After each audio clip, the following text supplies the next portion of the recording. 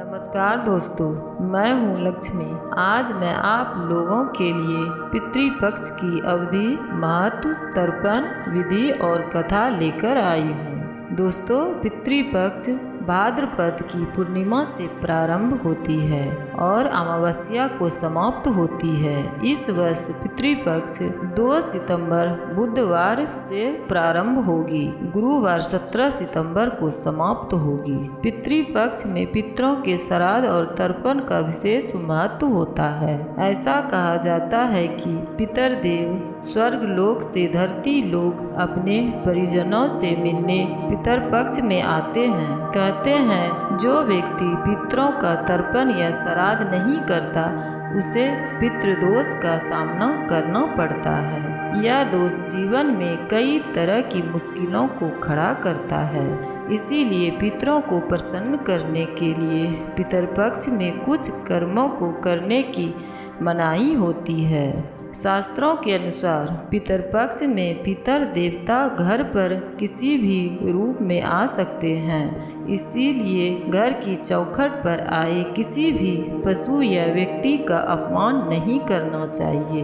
दहलीज पर आने पर किसी भी शख्स को भोजन कराए और आदर करे। किसी तीर्थ स्थान पर पितरों के तर्पण और श्राद्ध का विशेष महत्व होता है। ऐसी मान्यता है कि गया, बद्रीनाथ या प्रयाग में श्राद्ध से पितरों को मोक्ष की प्राप्ति होती है। इसके अलावे जिन लोगों को विशेष स्थान पर श्राद्ध नहीं करना होता वह घर के किसी भी पवित्र स्थान पर कर सकते हैं। पितरपक्ष में कर्म कांड करने वाले व्यक्ति को बाल और नाखून काटने की मनाही होती है। इसके अलावा उसे दाढ़ी भी नहीं काटनी चाहिए। पितरपक्ष में किसी भी शुभ कार्य को करने या नई चीज करने की मनाही होती है।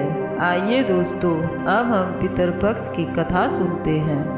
महाभारत के दौरान कर्ण की मृत्यु हो जाने के बाद जब उनकी आत्मा स्वर्ग में पहुंची तो उन्हें बहुत सारा सोना और गहने दिए गए। कर्ण की आत्मा को कुछ समझ नहीं आया, वह तो आहार तलाश रहे थे।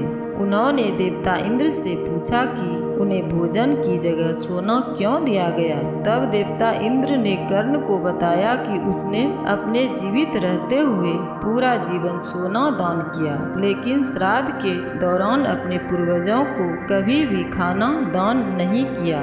तब कर्ण ने इंद्र से कहा, उन्हें यह ज्ञात नहीं था कि उनके पूर्वज कौन थे और इसी वजह से वह कभी उन्हें कुछ दान नहीं कर सके। इस सब के बाद कर्ण को उसकी गलती सुधारने का मौका दिया गया और 16 दिन के लिए पृथ्वी पर वापस भेजा गया, जहां उन्होंने अपने पूर्वजों को याद करते हुए उनका श्राद्ध कर उन्हें आहार दान किया, तर्पण किया। इन्हीं 16 दिन की अवधि को पितृपक्ष कहा गया है।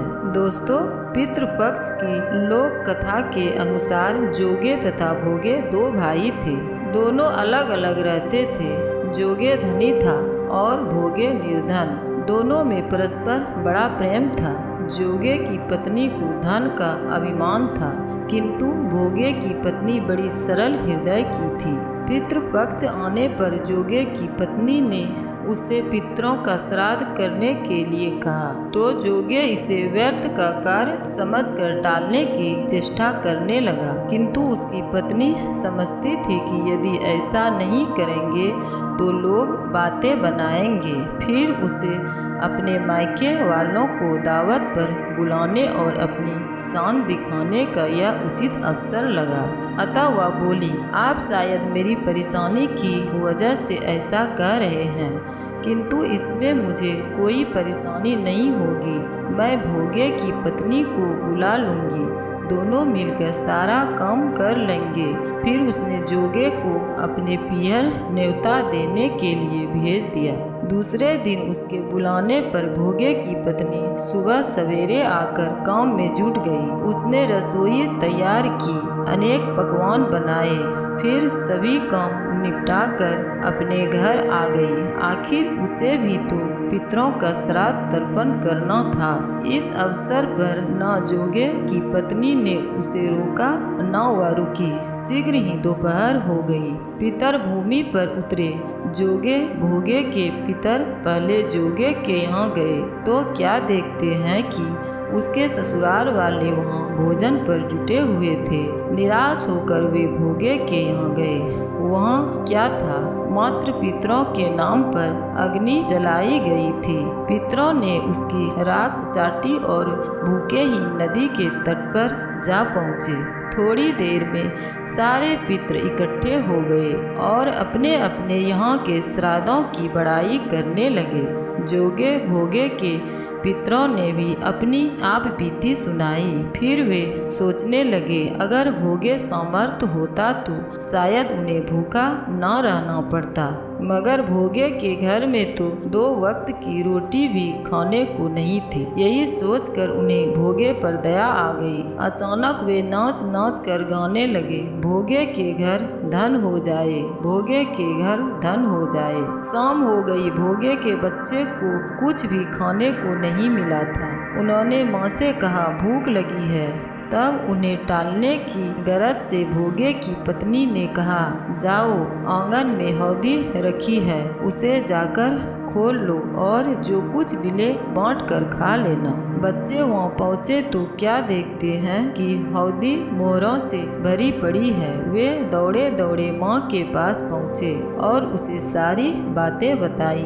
आंगन में आकर भोगे की पत्नी ने यह सब कुछ देखा तो वह भी हैरान रह गई। इस प्रकार भोगे भी धनी हो गया, मगर धन पाकर वह घमंडी नहीं हुआ। दूसरे साल वह पितृपक्ष आया। श्राद्ध के दिन भोगे की स्त्री ने 56 प्रकार के व्यंजन बनाए।